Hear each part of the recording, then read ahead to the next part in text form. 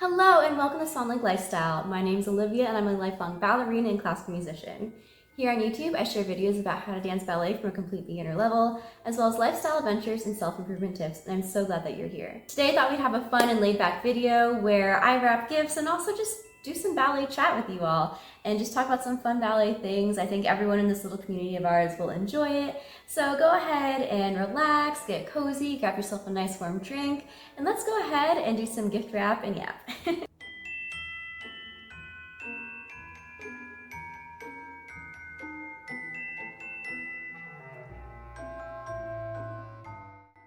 I'm so excited to be wrapping gifts together while I share some of my favorite Nutcracker Ballet memories, fun behind-the-scenes facts, and a few cautionary tales. Let's kick things off with a fun fact. Did you know Tchaikovsky didn't think the Nutcracker would be a hit? When the ballet first premiered in 1892, critics weren't exactly kind to it. Tchaikovsky himself actually thought the music would not stand the test of time. Can you imagine that? The score that we now hear everywhere during the holidays, Dance of the Reed Flutes, Waltz of the Flowers, and Dance of the Sugar Plum Fairy, was almost forgotten. It wasn't until much later that the Nutcracker became the iconic holiday tradition we know and love today. So let that be a little reminder that just because something starts small doesn't mean it won't become legendary. So did this surprise you? Let me know in the comments below. Now, here's something else you might not expect. When you think of the Nutcracker, you probably picture ballerinas in tutus and tiaras, right? But growing up, I played all kinds of unexpected roles, and they were some of the most fun.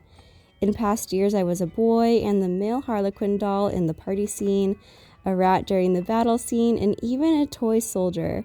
It was so much fun putting on a totally different persona, especially as the mice, because you're told to be silly, clumsy, and not graceful at all, which is such a fun change when you're used to being so precise and poised all the time. So if you're dancing in the Nutcracker, embrace those quirky roles. They're often the most memorable. So what's the most unexpected or unique role you've seen or played in the Nutcracker? I'd love to hear about it. So one of the best parts of my Nutcracker memories was getting to perform with my sister and being backstage with my mom, who made sure we were all dolled up for our parts in the show. Dancing alongside my sister made everything so much more special, and we all had so much fun growing up in these shows. Backstage, we'd play with our Tamagotchis, anyone remember those?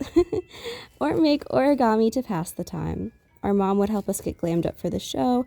She was like our personal hair and makeup artist, and then we'd take so many silly and fun pictures together. Oh, and remember earlier when I said I played a boy in the party scene? Here's that photo. Yep, that's me and my sister. So dancing with my sister and being backstage with my mom gave me memories I'll cherish forever, and I hope you've got someone in your life who's been your dance bestie too. And if not, it's never too late to make friends in class, or even here in our little online ballet community. So did you ever perform with a sibling or best friend? Share your favorite backstage memory below.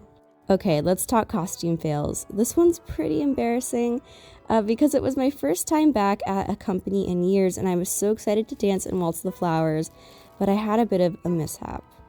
Well, I totally forgot my decorative arm sleeves. Nobody told me that I had an accessory box that I needed to check, so here I was on stage twirling around without the pretty accessories that everyone else had on.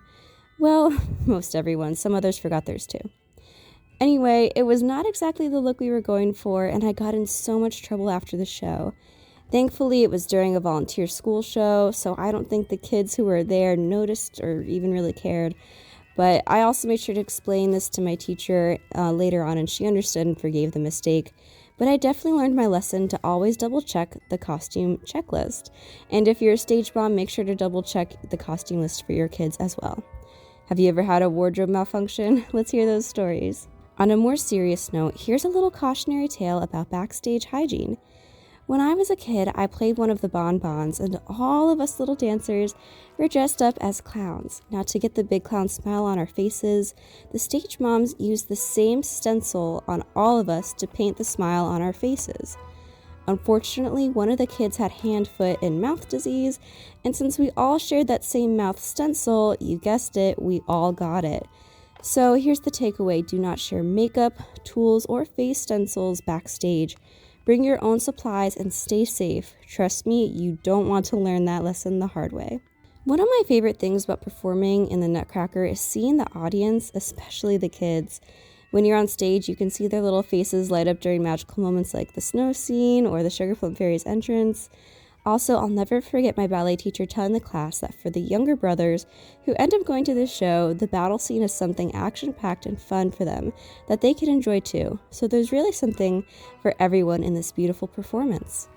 For so many kids, the Nutcracker is their first experience with ballet, and it feels incredible to be part of that memory for them. It's part of what makes performing in the Nutcracker so rewarding. So if you're performing in the Nutcracker this year or next year or whenever, hopefully this is something you can take with you and that can make your performance all the more magical as you're helping to create everlasting memories in these little hearts.